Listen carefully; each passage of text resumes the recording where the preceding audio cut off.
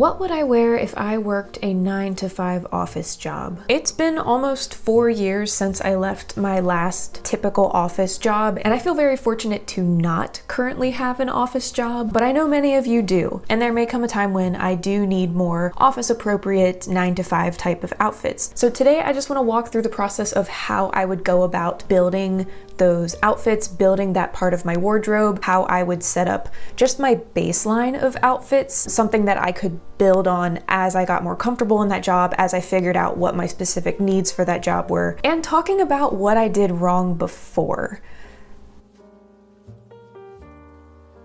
So my last standard typical office job was in a children's mental health clinic. I was part of the community-based program, so I actually was only in the office for about half of the day, and then I would drive around town doing in-home visits the second half of the day. So it wasn't quite your typical office environment. The dress code was business casual, emphasis on the casual, especially for those of us who were community-based. We didn't really want to be wearing the nicest stuff going into some people's homes because some of y'all are nasty. I have been peed on by people's pets. I have been bitten by swarms of fruit flies. I'm a little scarred. Anyway, that very much shaped how my wardrobe looked at the time. So the biggest thing that I did wrong previously in my office job when it came to my wardrobe, when it came to my outfits, is I did not separate my work clothes from my casual clothes. By not designating things as specifically for my job versus for my days off, it kind of just became a jumbled mess. I would purchase things thinking, oh, this is really versatile. I can wear it both for work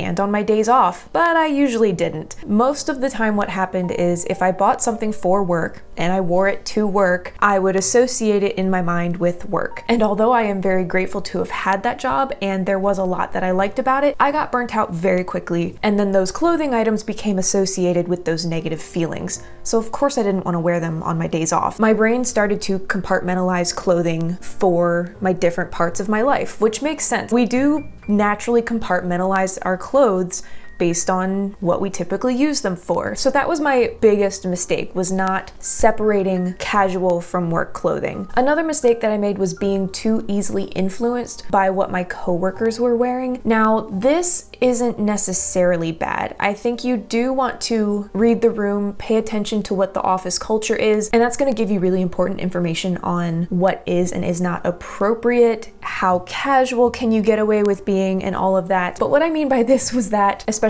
within the community-based programs, it was a lot of other young women around the same age as me, and a lot of them just wore like leggings under tunic tops, and that was the outfit. Which for most of them, I think that was just their personal style. That seemed to be how they felt comfortable, and that was kind of a uniform for them. But I ended up sprinkling in that kind of thing with other styles that I was enjoying wearing at the time. And I think a lot of times I ended up looking kind of sloppier than I really needed to or wanted to. Again, I was able to get away with it because I was community-based, so for going into people's homes, it was completely fine to be that level of casual. But looking back, I just don't like it. I just think it looks kind of sloppy. It isn't something that personally reflects me very well. I had one coworker who had her uniform so down pat, but she always looked so cool. She would literally just wear black skinny jeans that she got away with because they were black and no one could tell. So she would wear black skinny jeans, just some regular blouse that she liked, little black ankle boots, and then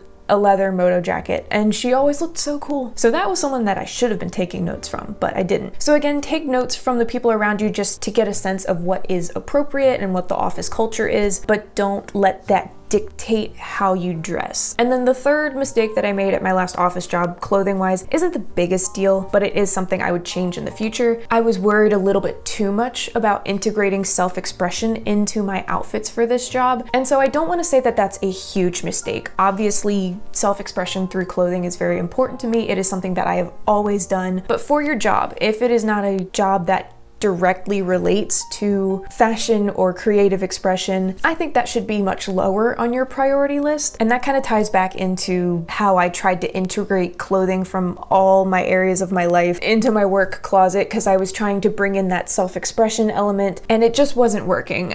The stuff that I was wearing was all over the place. I was trying to bring in my own personal preferences and also trying to bring in influences from the people that I worked with, but also trying to wear stuff that was comfortable and worked for visiting people's homes while also adhering to the dress code, and it was just kind of a lot. Self-expression is still important to me, but the way that I would go about implementing that in the future would be quite different, and I will come back around to that in a moment, because now I want to talk about what I would do differently.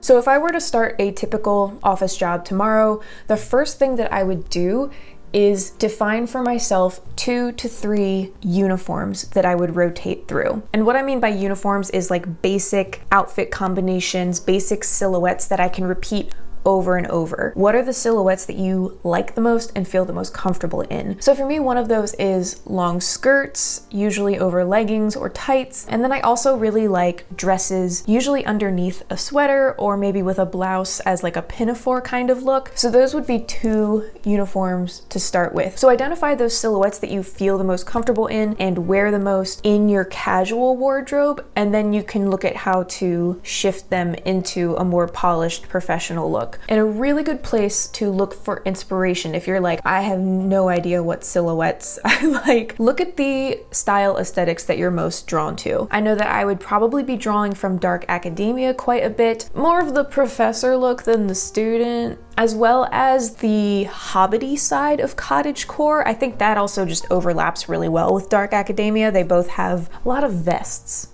I think that's a nice look. I think a lot of vintage styles have great inspiration, especially since people just used to dress so much more put together. We're so casual in this day and age, which, I mean, I'm not complaining. I like being comfortable, but there was just a different standard that people used to dress to, so that's a really good place to look for inspiration. I really like the office goth look. I think that's a great place for inspiration if you like to wear black especially. And even twee. It's not my cup of tea most of the time, but twee leaning more quirky librarian. Again, that can work in a lot of vintage elements, and I think that can be really nice and can be adapted quite easily to an office environment. Although I guess my preference for dresses over a blouse is very twee, and my love for 60s inspired styles. Potato tomato. So once you have figured out a few uniforms that you like, then you can move on to building a capsule around those uniforms. So again, for me, that would be long skirts, probably with just a blouse or a sweater, dresses over a blouse like a pinafore, and I think I would also work in a uniform with trousers. I'm not big on wearing pants right now, but some days pants are just easier. I think I would go with a uniform pairing trousers with some kind of waistcoat or sweater vest, again working in that dark academia or hobbity kind of look. So for my capsule, what I would do is really just worry about being able to build enough outfits for like 2 weeks. I'm just looking to get myself off the ground and make sure that I don't have to do laundry constantly, first of all, but just making sure that I have enough to get started. We're not trying to have like a month's worth of outfits necessarily. This is something that you can add to later on. Again, we're just trying to build a baseline to build off of. So for me, based on the silhouettes that I like, I would say 2 to 3 long skirts. Probably 2 of them would be neutrals and then a third one in a color that I like. I would probably start with 2 pairs of trousers, obviously a pair in black, and then I also have a pair in olive green that I just thrifted. They are very hobbity. Or I might invest in a pair of checkered trousers. Those have been on my wish list for like 5 years, but obviously there's no gap in my wardrobe around them, or I would have already purchased them. And then I obviously would have some blouses to pair with the trousers and the skirts. I'm thinking at least 5 to start. That way you can at least make it through a work week without having to stop to do laundry. Again, a black and a white one, maybe a color that I really like and works well with the rest of my stuff, and maybe a pattern that I like.